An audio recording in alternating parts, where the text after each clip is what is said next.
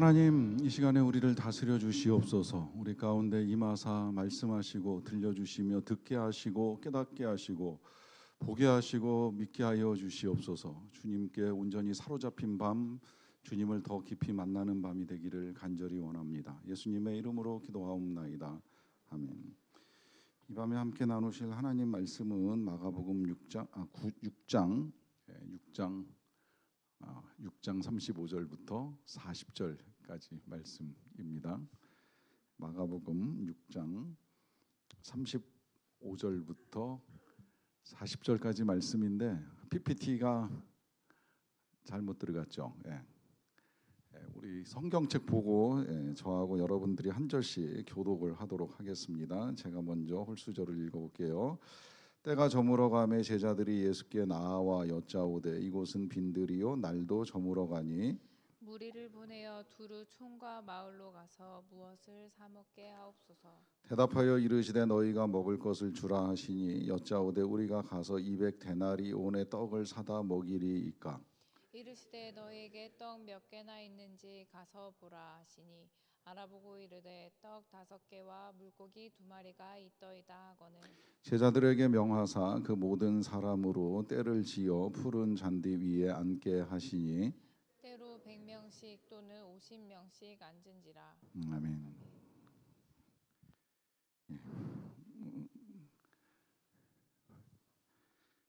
우리가 지금 모이는 이 시간이 이제 금요일 저녁 한 7시 반부터 모임을 하는데 사람에 따라서는 시간이 좀 어중간할 수도 있다는 생각을 합니다. 저녁 식사 다 하고 오셨어요?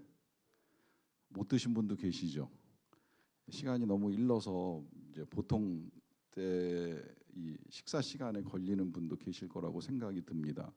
저 같은 경우에는 워낙 일찍 먹는 스타일이어서 이제 저녁 먹고 이제 나서도 이렇게 여유롭게 시간을 가질 수가 있게 되는데 사람에 따라서는 조금 이 식사 시간이 어중간하지 않을까라고 하는 생각을 해요.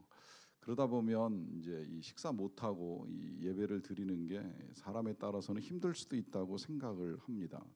이 먹는 문제 별거 아닌 것 같아도 또 어떤 때는 이제 큰 시험거리가 될 수도 있잖아요. 우리 예수님께서도 제일 먼저 겪으신 시험은 떡에 관한 시험이었어요. 배고픔 가운데 귀신이 예수님에게 제일 먼저 요청했던 시험의 내용은 돌로 떡을 만들어 보라라고 하는 요청이었습니다. 배고픔이 가져다주는 이 시험이 그만큼 크다는 이야기예요. 뭐 속담에도 금강산도 식후경이다라고 하는데 아무리 좋은 예배 드리고 좋은 말씀을 듣는다 하더라도 내 배가 고프면 잘 안 들릴 수도 있다라고 하는 이야기입니다. 제가 목회하면서 오래전에 다닌 교회 권사님인가 하여튼 누구한테 그거 배웠어요. 이 교인들 데리고 어디 가면 잘 보는 것보다 중요한 건 잘 먹이는 겁니다라고 가르쳐 주시더라고요. 아무리 좋은 데 가서 좋은 거 잘 봐도 먹는 게 현찮으면 나중에 교회 돌아와 가지고 다들 투덜거린대요. 오늘 힘들었다고. 그런데 본 건 별로 없어도 잘 먹고 하루 종일 잘 먹고 그냥 데리고 오면 교회 와서 오늘 하루 되게 좋았다. 이렇게 말씀하신다고 그러더라고요. 지금이야 뭐 이제 목사 없이도 다들 워낙들 다 잘 다니시니까 제가 교인들하고 다닐 일이 그렇게 많지는 않은데 지금도 보면 사실 그 원리는 크게 다른 것 같지는 않아요. 잘 먹고 나면 뭔가 하여튼 여행을 잘한 것 같은데 못 먹으면 아무리 정말 좋은 구경하고 왔어도 뭔가 여행이 힘들었다 하는 생각이 더 크게 느껴집니다. 이유는 그만큼 이제 먹는 것이 우리의 삶에 차지하는 비중이 이제 크다는 이야기가 되는 것이죠. 그러니까 아무리 좋은 구경일지라도 잘 먹으면서 해야 되고 또 아무리 좋은 말씀이라고 할지라도 잘 먹으면서 들어야 됩니다. 그런데 오늘 이제 예수님과 함께 말씀을 듣는 이 사람들의 삶에 그런 이제 어려움이 찾아온 거예요. 오늘 본문 표현대로 하자고 하면 35절에 때가 저물어 가매 제자들이 예수께 나와 여짜오되 이곳은 빈들이요 날도 저물어 가니라고 하면서 때가 저물었다는 걸 이제 우리에게 알려주고 또 제자들도 예수님께 나와서 날이 저물어 가고 있습니다라고 하는 말씀을 드리고 있습니다. 보시는 대로 이제 배고픔의 시험이 찾아오는 시간이에요. 자, 이 시간에 이제 또 하나의 이제 예수님의 이제 기적이 나타납니다. 이 기적은 뭐 여러분들한테 이제 너무나도 잘 알려진 기적, 소위 말하는 오병이어의 기적입니다. 이제 오늘과 다음에 이제 두 번으로 나누어서 볼 생각인데, 이 기적을 이제 나눔에 있어서 이제 먼저 개관적으로 이 기적에 대해서 일단 말씀을 드리자면, 어떻게 보면 이제 제일 믿기 힘든 기적, 뭐 다른 기적들 뭐 병 고칠 수 있지, 뭐 귀신 쫓아낼 수 있지, 지금도 얼마든지 일어날 수 있는 일이지 않은데, 진짜 떡 5개 물고기 2마리로 이렇게 많은 사람이 한꺼번에 먹을 수 있는 거야라고 하는 이 기적만큼은 이제 믿기가 어려운 기적일 수도 있는데, 놀랍게도 이 기적은 성경에 나오는 예수님의 모든 기적 가운데 유일하게 사복음서가 다 기록하고 있는 기적이에요. 마태, 마가, 누가, 요한 예외 없이 어떤 기적도 네 복음서가 다 똑같이 증거하고 있는 기적은 하나도 없어요. 뭐 심지어 죽은 사람 살려낸 기적도 책마다 하나씩밖에 없어요. 뭐 회당장 야이로 같으면 마태, 마가, 누가까지는 있는데 요한이 없고요. 나인성 여인의 아들 살려낸 건 누가복음에 있는데 다른 데는 없고, 나사로 살려낸 건 요한복음에 있는데 다른 복음서에는 없어요. 그러니까 기적을 다 똑같이 기록을 하지는 않았어요. 그런데 요 기적만큼은, 요 오병이어 기적만큼은 4개의 복음서가 다 기록을 하고 있습니다. 왜 그럴까요? 사실이었고 중요하고 믿기 힘들다는 걸 복음서 기자들도 알고 있는 거예요. 빼놓을 수 없는 기적이라는 걸 이제 알고 있는 거예요. 그러니까 다 예수님의 기적을 넣기도 하고 빼기도 했는데, 이제 요것만큼은 뺀 기자가 없다라고 하는 것이고요. 그만큼 중요한 기적이었고 사실인 기적이었는데, 이 기적이 또 복음서 같은 경우에는 한 번으로 끝난 것이 아니라 이제 유사한 기적이 한 번 더 있었다는 걸 이제 우리에게 보여줍니다. 아마 마가복음에서도 또 나올 것이라고 생각이 되는데, 그러니까 이런 기적이 한 번 특별하게 나타난 능력이 아니라 예수님에게 있어서 이제 얼마든지 나타날 수 있는 능력이라고 하는 사실을 우리에게 알려주고요. 이와 더불어서 이제 이 기적이 특별한 이유가 있어요. 그것은 우리 예수님이 가지고 계신 능력들, 그 능력이 뭐 진짜 병 고치는 능력, 귀신 쫓는 능력, 사람 살리는 능력, 이런 거 다 중요한데, 그리고 이제 자연을 다스리는 능력으로 하면 이제 무리를 걸으시고 파도를 가라앉히시는 걸로 만물을 다스리는 능력을 보여주시는데, 이제 이 사람의 삶에는 그런 거 더하기 질적 변화와 양적 변화를 필요로 할 때가 있습니다. 그때 이제 이 질적 변화의 능력을 보여주시는 거는 물로 포도주를 만드는 기적, 뭐 그건 물론 요한복음에만 기록되어 있긴 하지만 분명하게 물이 포도주가 될 수 있듯이 옛사람인 우리가 그리스도와 함께 새 사람, 새로운 피조물이 될 수 있다. 이제 질적 변화를 이루어 갈 수 있다라고 하는 사실을 보여주는 기적이고요. 그 기적에 반해서 이제 요 기적은 양적 변화예요. 적은 양이잖아요. 정말 얼마 안 되는 양. 그 양을 가지고 수천 명을 먹일 수 있는 이 인간의 이해와 한계를 초과하는 이 하나님의 무한한 능력을 보여주는 기적이라고 보시면 됩니다. 그래서 이제 이 기적을 오늘 마가복음이 우리에게 보여주는 것을 중심으로 해서 이제 보게 될 터인데, 시기는 아까 우리가 읽어본 말씀 그대로 날이 저물어 갈 때였어요. 저물어 갈 때 이 제자들이 이제 예수님에게 찾아와서 지금 날도 저물어가고 이곳은 빈들입니다라고 하는 이제 말로 시작이 됩니다.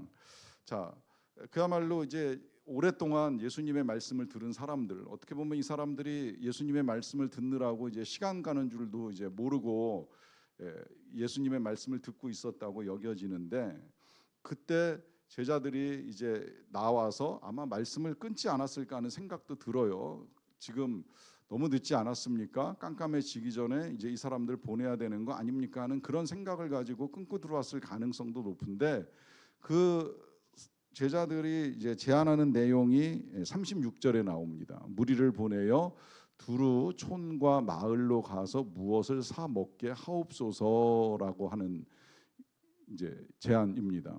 자, 지금 이 제자들의 제안은 예수님의 말씀을 듣는 사람들에게 있어서 식사를 하는 일이 필요하니까 그 식사를 할 수 있도록 보내자라고 하는 말씀을 드린 거예요. 여러분들 이 지금 제자들의 제안 어떻게 들려요? 지금 이제 오늘 우리는 이 말씀드린 오병이어 기적의 전반부를 이제 보게 될 터인데, 이걸 보는 것이 이런 관점이면 좋겠다는 생각이 들어요. 그 기적이 어떻게 나타나는가? 물론 이제 예수님의 능력으로 나타나긴 하겠지만 그 능력이 나타나는 과정 중에 이 기적을 둘러싼 여러 사람들의 대화와 태도들 가운데서 예수님의 기적이 어떻게 나타나게 되는가라고 하는 걸 보면 이제 우리에게도 많은 유익이 있을 거라고 생각이 되는데요. 1차적으로 제일 먼저 보이는 이 제자들의 태도는 일단 무리를 보내야 된다라고 하는 제안을 하는 거잖아요. 왜 그럴까요? 지금 모여 있는 사람들이 배고프다라고 하는 거예요. 근데 이 배고픔을 바라보는 제자들의 시각은 어떤 마음, 어떤 시각으로 이런 제안을 하는 것일까요? 자, 이 시각을 좀 잘 보실 필요가 있어요. 사실 오늘 이 기적의 핵심은 원래는 지난 본문에 들어 있습니다. 지난 본문에 들어 있다고 말씀을 드리는 건 예수님이 휴식을 취하러 제자들과 함께 한적한 곳으로 가려다가 따라 나온 사람들을 보고 결국은 휴식을 포기하고 말씀을 전하잖아요. 그 말씀을 전하실 때 우리 예수님이 가지고 계셨던 마음이 뭐예요? 그 마음이 그들이 목자 없는 양 같음으로 인하여 불쌍히 여기는 마음, 긍휼히 여기는 마음, 이 마음을 창자가 찢어지는 것과 같은 마음이라고 여러분들께 말씀을 드렸고, 그런 마음으로 그 무리를 위해서 예수님이 휴식을 포기하고 말씀을 전하는 사역을 하셨는데, 과연 제자들도 동일한 마음이었을까라고 하는 질문을 드립니다. 뭐 정확히 알 수는 없다고 생각은 들어요. 그런데 이거를 그 이야기식 설교를 우리나라에 이제 제일 먼저 보급하셨던 이현길 목사님이 이 부분을 이제 푸른 내용을 가지고 보자면, 그분은 이런 질문을 제기하더라고요. 과연 제자들은 진정으로 백성들을 생각해서 이 제안을 한 것일까? 아니면 자신들이 배고프고 지루해서 예수님의 말씀을 끊고 이 사람들을 보내자고 제안을 한 것은 아닐까라고 하는 말씀을 하십니다. 책을 읽어 나가다가 그럴 수도 있겠구나라고 하는 생각을 합니다. 제가 그럴 수 있다고 생각을 하는 건 가끔 이 금요일 저녁에 제 설교가 길어지면 모르겠어요. 여러분들의 배고픔이 더해지시는지 피곤함이나 지루함이 더해지시는지는 모르겠지만 아무도 저한테 그런 반응이나 말씀을 해주신 분은 없어요. 그런데 다음날 아침에 책 모임을 하려고 교역자들을 만나면 교역자들 중에는 어제 설교가 너무 기셨어요 라고 말을 하는데, 이 길다는 것이 여러분들을 생각해서 길다고 말씀을 하는 건지 아니면 자기가 듣기에 지루했는지 약간 의문이 들기는 해요. 특히 의문이 들 수밖에 없는 게 이 제자들 입장에서 생각을 해보면, 회중은 예수님을 만나서 한 번 듣는 설교일지 모르겠지만 제자들은 예수님을 따라다니면서 똑같은 설교를 여기 가서 듣고 저기 가서 듣고 할 가능성 굉장히 많거든요. 이것도 사실 전에 이제 제가 그 부목사로 섬길 때 담임 목사님이 신학학 교수 하시다가 이제 담임이 되셨기 때문에 신약 성경 굉장히 해박하신데, 그분이 그 말씀 하시더라고요. 예수님은 똑같은 설교 생전 안 하셨을 것 같으냐 그러시는데 아니라는 거예요. 많은 동네를 다녔잖아요. 뭐 그야말로 거라사, 벳세다, 뭐 가버나움, 갈릴리 하여튼 여러 동네들을 다니는데 매번 비슷한 설교 했을 가능성 많다는 거예요. 회중들이 다르니까. 그리고 중요한 내용은 반복할 수밖에 없고, 문제는 제자들이 따라다니면서 계속 똑같은 설교를 듣는다는 거죠. 듣다 보면 내용 뻔해지잖아요. 특히 저도 몰랐는데 요새 다시 제가 이런 시간을 굉장히 이제 힘들어해요. 금요일 날도 복음서를 보는데 새벽에도 복음서를 봐야 되는 시간들이 가끔 있어요. 몇 년 전에 한번 그래가지고 가능하면 요 진도를 어떻게든 피해 보려고 이제 애를 썼는데, 불가피하게 지금 우리가 금요일마다 마가복음을 읽고 있는데 요새 새벽에 이제 누가복음으로 묵상을 하다 보니까 제가 이제 헷갈리기 시작을 한 거예요. 이게 마가복음에서 봤는지 아니면 누가복음에서 봤는지 이제 계속 설교를 하다 보니까 헷갈려요.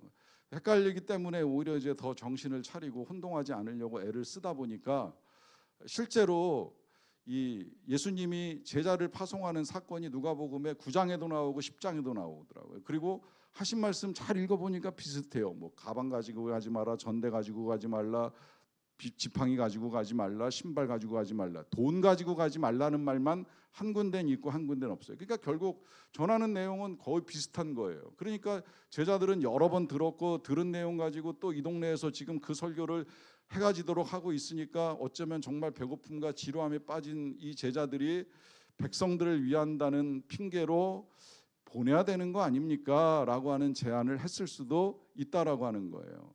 그런데 문제는 제자들이 어떤 생각을 하든지 정말 진심으로 백성을 생각해서 제안을 하던 아니면 자신들의 지루함과 배고픔을 견디지 못해서 제안을 하던 예수님의 답변이 이제 이 제자들을 당황시키죠. 그 답변이 뭐예요? 37절 말씀입니다. 같이 읽어볼까요? 시작. 대답하여 이르시되 너희가 먹을 것을 주라 하시니 여짜오되 우리가 가서 200데나리온의 떡을 사다 먹이리까 합니다. 자, 예수님 제일 먼저 하시는 말씀이 뭐예요? 너희가 먹을 것을 줘라 합니다. 저는 이 명령에 참 많은 것이 담겨 있다고 생각을 합니다. 왜냐하면 자, 너희가 먹을 것을 주라 하는 이 말씀, 이제 너희들의 책임도 있다, 너희들이 했으면 좋겠다라고 제안을 하시는 것도 있지만 한번 예수님이 다시 일깨워 주시는 메시지라고 생각이 들어요. 왜냐하면 지금 이 제자들이 뭐 진심이건 거짓이건 어찌되었건 표면적으로 군중의 배고픔을 걱정했잖아요. 그 걱정이 사실이라면 니네가 줘라. 너네들이 그렇게 걱정이 된다면 너네가 해봐라 라고 하는 말씀을 하십니다. 잘 귀담아 들어야 될 부분이에요. 정말 그렇게 걱정이라면 우리가 해야 된다는 이야기예요. 여러분, 나라가 걱정입니까? 우리가 기도해야지요. 교회가 걱정입니까? 우리가 기도해야지요. 문제는 이런 거 다 차지하고 말만 하는 사람들이 가끔 있어요. 뭐 이랬으면 좋겠다, 저랬으면 좋겠다, 이거 잘못된 거 아니냐, 이건 바꿨으면 좋겠다. 말은 하는데 본인은 전혀 할 생각을 하지 않는 사람들을 볼 때 정말 답답한 거예요. 누구 보고 하라는 거예요. 그리고 정말 그거 할 때 옳다고 생각해서 하는 거예요? 아니면 내가 느낄 때 그냥 내 기분 따라 말하는 거예요? 그 진심이 어디에 있는 거예요? 정말 그게 세상을 이롭게 하는 일이에요? 그러면 직접 하셔야지요. 왜 못합니까? 뭐가 부족해서 못합니까? 이게 정말 누군가를 위한 일이고 유익한 일이라고 한다면 말만 꺼낼 일이 아니라 직접 해야 될 필요가 있는 거죠. 그런데 그걸 말만 그럼 꺼낼 수는 없는 건가요? 제안도 못하는 건가요? 라고 한다면 왜 제안만 하는지 아세요? 제안만 하는 이유가 오늘 이 제자들의 태도에 들어 있습니다. 제자들이 아까 예수님의 말씀에 뭐라고 반응을 했어요? 우리가 가서 200데나리온의 떡을 사다 먹이리까? 라고 하는 말을 하잖아요. 이 말은 무슨 이야기예요? 제자들은 계산했다는 거예요. 이 많은 사람을 한꺼번에 먹이려고 하면 얼마의 돈이 필요한가? 이게 정확하게 빌립이 계산을 한 건데 정확하게 계산을 했어요. 정말 잘했어요. 언젠가 제가 한번 이거 계산 풀어드린 적 있잖아요. 한 데나리온은 하루 일당, 요새 뭐 정확하게 일당을 말하기는 어렵지만 그냥 10만 원이라고 잡으면 200데나리온이면 2천만 원입니다. 이 2천만 원 가지고 1,000원짜리 빵 하나를 사도 2만 개밖에 못 사요. 2만 개는 사야지 지금 이 사람들이 배불리 먹고 이제 남을 만큼 사는 거예요. 그러니까 아주 정확하게 계산을 했어요. 한 2천만 원 정도 필요합니다. 이 많은 사람 한꺼번에 다 먹이려고 하면. 자, 문제는 이 계산이 답은 아니라고 하는 거예요. 그리고 이 계산 때문에 우리는 하나님이 하시는 일을 못 보는 거예요. 왜 그러느냐고, 왜 그렇다고 말씀을 드리느냐면 사실은 이런 계산이 저는 이 빌립이나 제자들에게만 나타나는 계산이 아니라 실은 우리도 많은 계산을 하고 산다는 생각이 들어요. 뭐 저 역시도 그렇기 때문에 그냥 부끄러움을 무릅쓰고 솔직하게 말씀을 드리는 거예요. 뭘 해야 된다라고 하는 생각이 들 때에 제일 먼저 뭐가 우리 머릿속에서 들어갑니까? 네, 할게요. 순종보다 그거 왜 해야 되지? 꼭 해야 되나? 그거 하려고 그러면 그거 정말 가능한 거야? 돈만 계산합니까? 시간도 계산하죠. 그 시간 속에 내가 뭘 또 헌신해야 될지, 뭘 또 빼앗겨야 될지, 뭘 또 내놔야 될지 수많은 계산 때문에 지금 교회가 해야 될 사역을 못할 때도 있는 거예요. 다 날 위해서 누가 시간도 써주고 돈도 써주기를 원하지만 내 걸 내놓기는 어렵다, 힘들다라고 하는 생각이 교회의 헌신과 사역들을 힘들게 만들어가고 있는 거예요. 그걸 아셔서 예수님이 먼저 말씀하시는 거예요. 너희가 먼저 해봐라. 너희가 먹을 것을 줘라.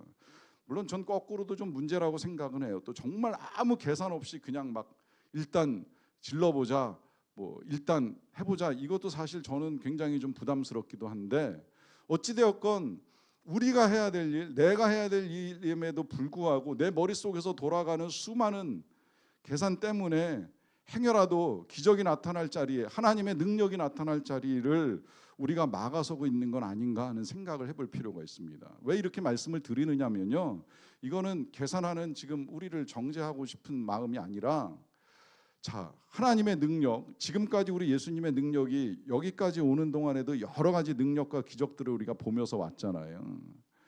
자, 그렇게 여러 기적들을 보면서 왔는데 어떤 특정한 사건에 있어서만큼은 이것도 가능할까? 계산하면서 하나님의 능력을 제한하지 말자고 말씀을 드리는 겁니다. 병은 고치셨는데, 귀신은 쫓아내셨는데, 파도를 가라앉히셨는데, 그래도 어떻게 이걸 가지고서 그 많은 사람을 먹일 수가 있어라고 생각하는 이 믿음, 정말 믿음일까요? 여러분, 하나님의 능력은 병 고치고 귀신 쫓고 사람 살려내는 정도가 아니잖아요. 부활하셔서 만물을 새롭게 하시고 우리를 영생으로 인도하시는 능력으로 지금 우리를 이끌어가고 계시는 분이신데, 그분의 능력이 내 삶에 요만큼 나타나거나 혹은 안 나타났다고 해서 요것 때문에 하나님의 그 무한하신 능력까지도 의심하고 살아가는 사람들 생각보다 많더라고요. 제가 요새 그런 분들 때문에 좀 마음이 답답해요. 아니, 그저 몇 사람 병 고쳐주려고 예수님이 다녀가신 건가? 그 몇 사람 귀신 쫓아주려고 예수님이 잠깐 이 땅에 왔다 가신 건가? 아니잖아요. 만물을 새롭게 하시는 예수 그리스도가 우리를 구원과 영생, 부활로 이끌어 주시기 위하여 큰 역사를 이루시기 위해 이 땅에 오셨는데, 그 예수님을 믿지 못하고, 우리에게 오병이어의 기적을 일으킬 만한 능력을 가진 예수님을 믿지 못하고 계산만 하고 있는 우리를 주님이 얼마나 답답하게 여기실까 하는 마음이 들어서 말씀을 드리는 거예요. 내 경험 갖고 내 지식 갖고 왜 예수님의 능력을 제한합니까? 얼마든지 주님이 하실 수 있다는 믿음을 왜 갖지 못합니까? 그런 믿음 없는 자들에게 다시 예수님이 말씀하시는 거예요. 38절입니다. 이르시되 너희에게 떡 몇 개가 있는지 가서 보라 하시니 알아보고 이르되 떡 5개와 물고기 2마리가 있더이다라고 합니다. 자, 예수님이 다시 이제 말씀을 하셨어요. 자, 너희에게 떡 몇 개나 있는지 찾아봐라 라고 하는 질문입니다. 그러니까 너희들 이제 가진 거 뭐냐라고 하는 질문을 한 거예요. 요거 질문에 이제 반응을 한 사람이 요한복음에는 이제 제자 안드레라고 하는 이름으로 나옵니다. 저는 제자들 중에 이 안드레, 우리에게 많이 알려지지 아니하였지만 안드레 굉장히 귀하게 여겨요. 왜냐하면 이 안드레가 베드로 전도하면서 이 베드로가 큰 사역을 감당하잖아요. 그 한 명 베드로, 형제 베드로를 이끌어 왔는데 자기는 드러나지 않아도 어쨌든 베드로는 초대교회 이제 수장으로서 큰 역할을 담당하고, 또 안드레 지금 이제 이렇게 아무도 뭘 하려고 하지 아니한 때에 이 안드레가 사람들 틈에서 뭔가 작은 이제 보따리 하나 들고 있는 어린애한테 이제 물어봤을 거라고 생각이 되는 거예요. 너 그건 뭐냐 그랬더니 이거 아침에 엄마가 싸준 도시락인데 뭐 들어있냐 그랬더니 이렇게 열어보니까 정말 요만한 떡 5개하고 여기 물고기 2마리, 여러분 고등어나 꽁치같이 큰 거 생각하시면 안 돼요. 이 물고기가 헬라어로 두 가지가 있어요. 하나는 여러분들 잘 알고 있는 익수스, 그 왜 이렇게 예수님 표시 이렇게 물고기에 그 저거 헬라어로 써 있는 거 본 적 있으시죠? 이제 예수 그리스도 데우스 휘오스 해가지고서 예수 그리스도 하나님의 아들이라고 돼 있는 그 익소스는 굉장히 큰 물고기를 이야기하는 거고, 여기 헬라어로 쓰여 있는 요 단어는 옵사리온이라고 해가지고 조금 크다고 하면 조기, 이제 굴비 말고 조기요. 그다음에 이제 좀 작다고 하면 그냥 굵은 멸치 정도로 이제 생각을 하시면 돼요. 이런 걸 이제 옵사리온이라고 하는데, 지금 이 아이가 갖고 온 게 이제 그거 다예요. 그러니까 요만한 요 차돌만한 떡 5개하고 중간에 이제 반찬 겸해서 먹을 멸치 2마리 정도 이제 갖고 온 거예요. 어떻게 보면 진짜 아무것도 아닌 거죠. 근데 그 아무것도 아닌 아이의 도시락을 찾아내서 이 안드레가 예수님한테 말씀을 드리는 거예요. 예수님, 여기 떡 5개, 물고기 2마리 있습니다 라고 하는 말을 합니다.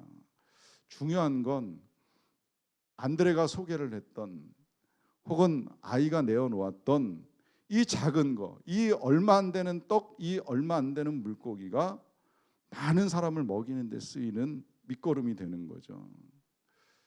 중요한 건 우리가 얼마나 가지고 있느냐, 얼마나 드리느냐가 아니라고 하는 거예요. 아니, 내가 가지고 있는 거 내가 볼 땐 그럴 수 있어요. 이거 뭐 얼마나 되는 거야? 라고 생각할 수 있어요. 그렇게 생각되는 걸 주님께 드리시라는 거예요. 그러면 달라집니다. 어떻게 달라지는지는 뭐 너무나 잘 아시잖아요.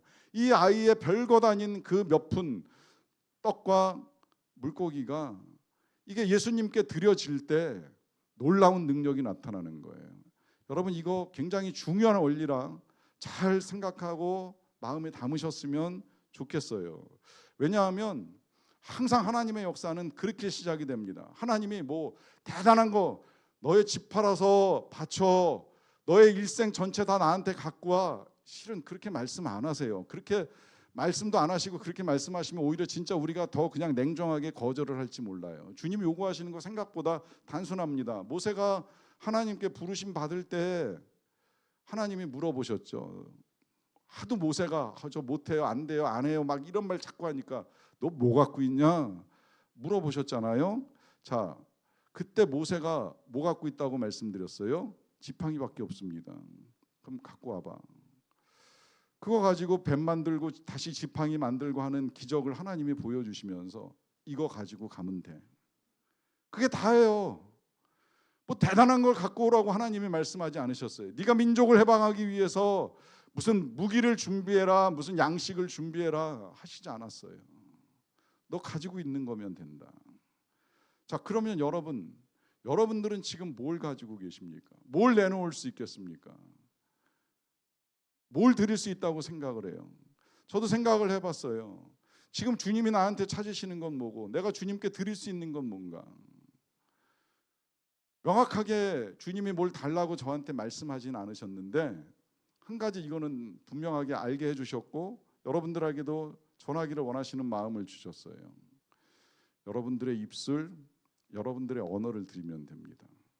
여러분, 우리의 이 입이라고 하는 게 다양하게 쓰임 받는 도구 중에 하나잖아요. 먹을 때도 쓰이지만 말할 때도 쓰입니다.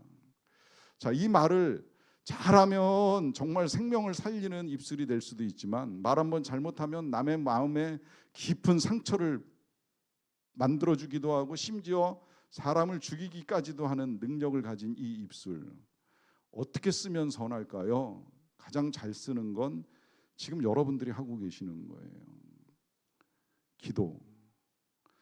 기도를 달라는 거예요. 하나님께서 여러분들의 기도를 쓰시겠다는 거예요. 전 굉장히 감사했어요. 아, 하나님이 우리의 기도를 들으시는구나, 우리의 기도를 기뻐하시는구나, 우리의 기도를 쓰시는구나. 여러분, 지금 굉장히 귀한 걸 드리고 계시는 거예요. 이 1시간 반, 2시간 여러분들이 이 시간을 지금 하나님께 내어드렸어요. 그것도 여러분들의 입술과 함께 내어드린다고 한다면 하나님이 그걸 받으실 거예요. 그리고 이제 일하시는 건 하나님이 하셔야지요. 만약에 이 아이가 떡을 드리는 걸로 끝났다면 그 다음엔 예수님이 그 떡을 가지고 많은 사람을 먹였던 것처럼 오늘 우리가 드리는 시간, 오늘 우리가 드리는 입술, 우리가 드리는 기도, 이걸 가지고 일하시는 분은 하나님이시라는 거예요. 그때 이제 우리에게 있어서 필요한 건 내가 드리는 것이 정말 작고 보잘것이 없지만 나의 입술을 드리고 나의 기도를 드리는 일이지만 이 일을 통해서 하나님이 일하시리라, 놀라운 일을 이루시리라, 많은 사람을 먹이고 많은 사람을 살리는 일을 하실 것이다라고 하는 믿음을 가지고 드리시기만 하면 되는 거예요.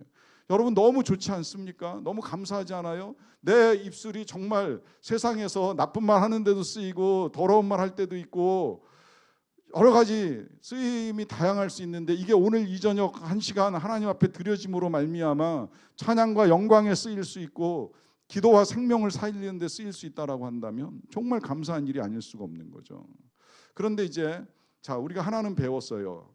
주의 놀라운 기적이 나타나기 전에 드려야 된다. 크든지 작든지 드려야 된다. 그게 뭐 시간일 수도 입술일 수도 있고 기도일 수도 있고 다 좋다 이거예요.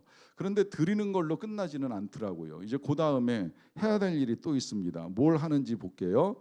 자, 39절에 예수님이 명하십니다. 제자들에게 명하사 그 모든 사람으로 때를 지어 푸른 잔디 위에 앉게 하십니다. 자, 이제 예수님이 제자들에게 명령을 내렸어요. 사람들에게 때를 지어 푸른 잔디 위에 앉게 하라라고 하는 명령인데, 일단은 이 명령이 실행되기 전에 그냥 여러분들이 머릿속으로 그림을 하나 그리셨으면 좋겠습니다. 그 그림은 정말 여기 지금 표현이 푸른 잔디라고 되어 있잖아요. 푸른 잔디 벌판에 양떼들이 이렇게 쫙 퍼져가지고 아주 여유롭게 풀을 뜯는 가운데 목자 한 분, 우리 예수님이 그 양떼들을 이렇게 먹이시는 장면을 그려보시라는 거예요. 시편 몇 편이에요? 시편 다 아시죠? 23편. 여호와는 나의 목자시니 내게 부족함이 없으리로다. 그가 나를 푸른 초장으로 인도하시며, 뭐예요? 갑자기 제가 헷갈리네. 푸른 풀밭에 누이시며 실만한 물가로 인도하시는 도다. 예, 맞아요. 자, 다윗이 그린 하나님에 대한 그림이에요. 부족함이 없는 하나님을 양떼를 이끄는 목자의 모습으로 그렸잖아요. 굉장히 중요한 그림인 거예요. 제가 지난 시간에도 그 말씀을 드렸죠. 우리가 다 양 같은데 목자이신 하나님, 목자이신 예수님 따라가지 않으면 양같이 길을 잃기 쉬운데, 그 목자 대신 우리 주님이 우리를 먹이신다, 입히신다는 말씀, 지난번에도 봤던 말씀이에요.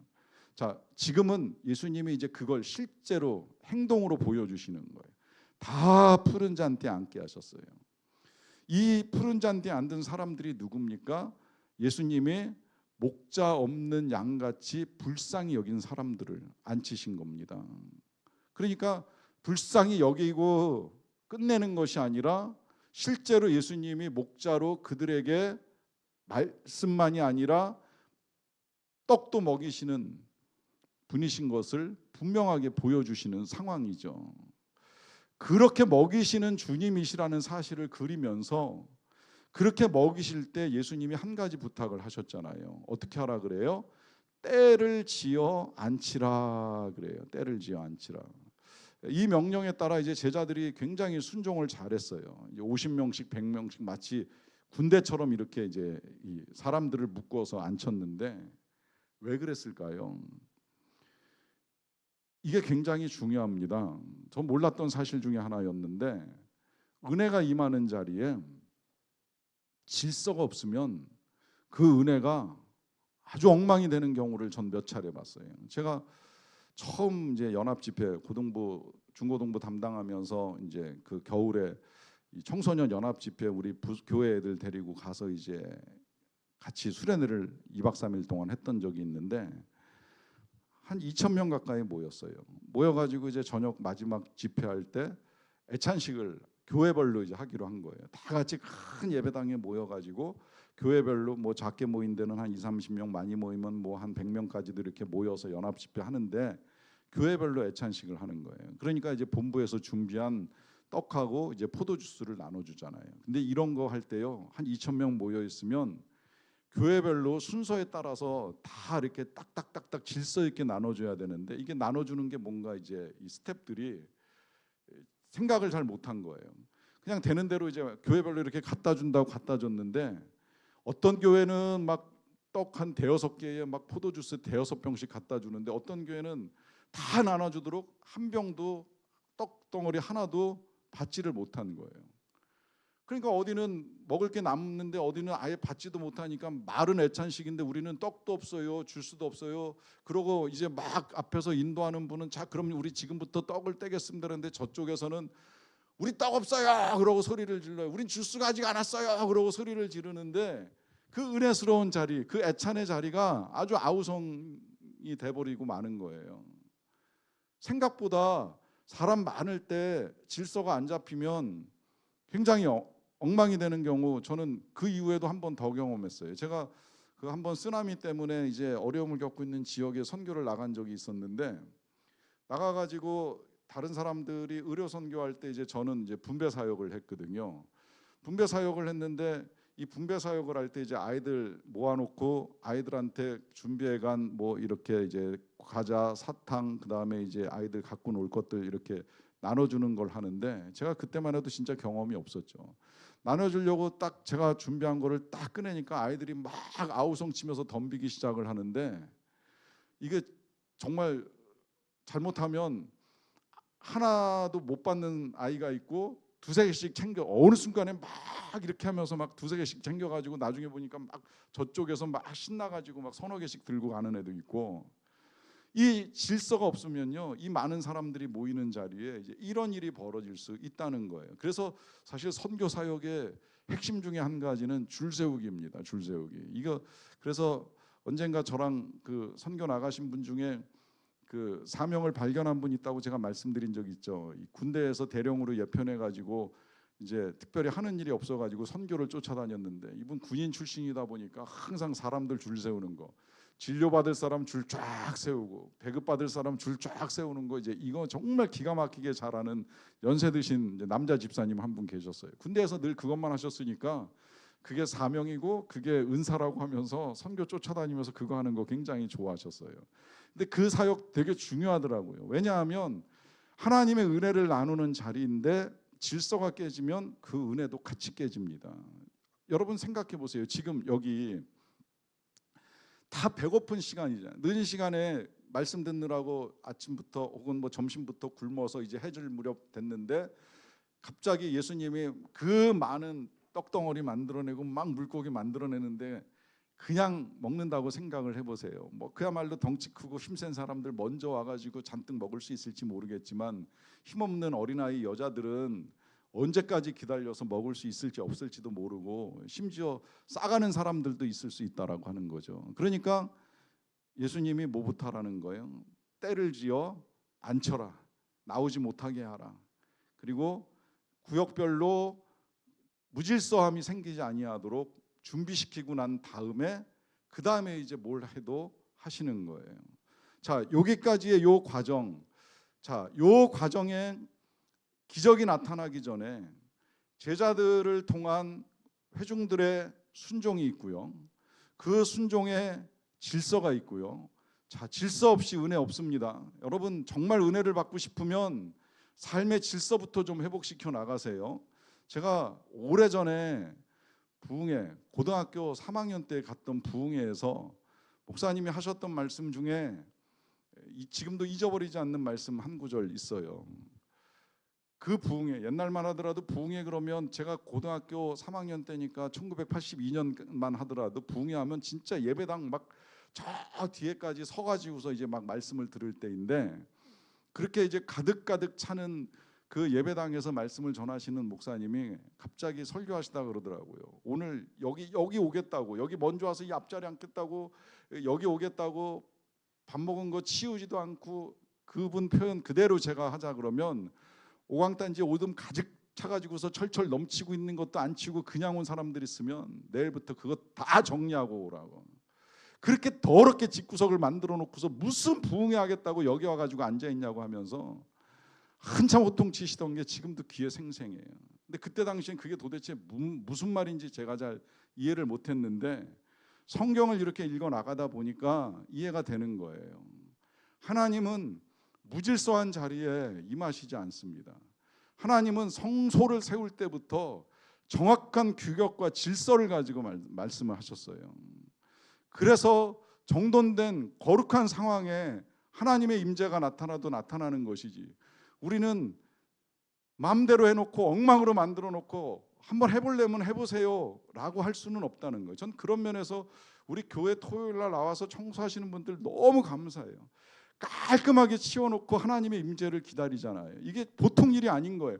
우리는 막 여기 쓰레기 먼지 잔뜩 깔아놓은 상태에서 하나님 주일 예배 드릴 때 임재하시려면 해보세요. 기도만 한다고 될 일이 아니잖아요. 뭔가 정돈된 질서 가운데 은혜가 임하는 건데 내 삶은 아주 엉망으로 만들어 놓고 하나님 해결해 주세요 어떻게 해결이 되겠어요? 그러니까 예수님이 먼저 이제 앉히시는 거예요. 질서 잡고 먹자는 거죠. 근데 저는 여기서도 이 사람들 다시 보면서 되게 놀랐어요. 이 사람들이 그 질서를 따르는데도 순종이 있고요. 그리고 어찌됐건 이 많은 사람, 정말 5천 명이나 2만 명 되는 사람들이 무리져 앉아도 100명씩만 따져도 한 100그룹 되는데, 다 자리 잡고 앉으려고 하면, 나누려고 하면 얼마나 시간이 걸리겠습니까? 더군다나 예수님이 이제 그 떡을 만들어서 나누는 과정까지 넘어간다라고 하면 거기까지도 시간이 걸릴 텐데, 다 질서 있게 앉아서 기다리잖아요. 여기에 이제 기적의 원리가 나오는 겁니다. 그건 순종하면서 질서 있게 기다린다는 거예요. 나한테 은혜가 임할 때까지, 나한테 필요한 걸 허락하실 때까지 주님이 주시겠지, 다 은혜를 받는데 내가 굶겠나? 나를 굶기시겠나라고 하는 믿음을 가지고 기다리는 가운데 함께 하나님의 기적을 경험하고 은혜를 나누게 됩니다. 우리에게도 동일한 은혜가 임하게 될 줄로 믿습니다. 기도하겠습니다. 하나님 감사합니다. 우리를 위하여 목자같이 먹이시는 예수님께서 우리에게 은혜를 베풀어 주시기 위해 우리가 어떻게 해야 될지를 알게 해주셔서 감사합니다. 말씀대로 순종하면서 드리면서 질서 있게 기다리기를 원합니다. 예수님의 이름으로 기도하옵나이다. 아멘.